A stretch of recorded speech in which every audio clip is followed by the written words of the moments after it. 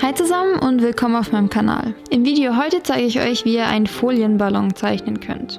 Wie ihr vielleicht wisst, habe ich am 19.12.2020 die 1000 Abonnenten auf Instagram geknackt und deshalb wollte ich gerne so Folienballons in Zahlenform zeichnen.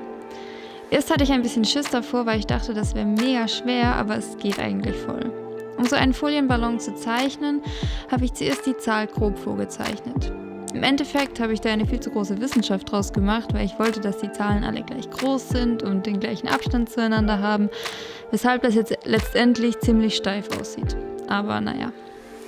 Ich habe ein Referenzfoto von so Folienballons als Vorlage genommen, was sehr geholfen hat, also das würde ich euch auch auf jeden Fall empfehlen. Um dann die Reflexionen auf einen Folienballon zeichnen zu können, solltet ihr euch die Reflexionen als Flächen mit unterschiedlichen Helligkeiten vorstellen. Das hilft ungemein beim Zeichnen. Die einzelnen Flächen habe ich dann erst ganz leicht mit Bleistift vorgezeichnet, bevor ich dann nochmal drüber gegangen bin. Versucht auch die dunkelsten Stellen super dunkel zu machen und die hellen Flächen sehr hell zu machen, um genügend Kontrast reinzubringen, was das Ganze auch nochmal realistischer aussehen lässt.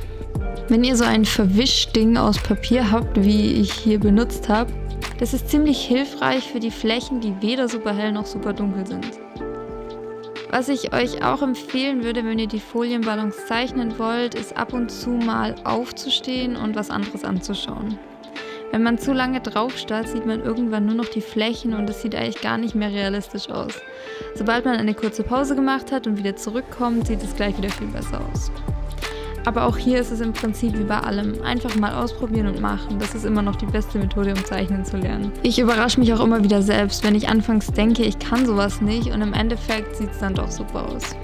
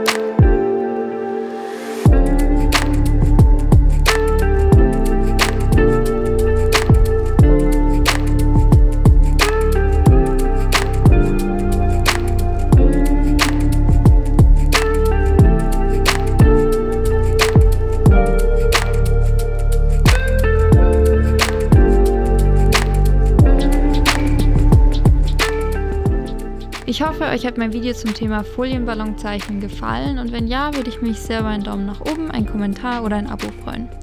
Ansonsten sehe ich euch beim nächsten Mal.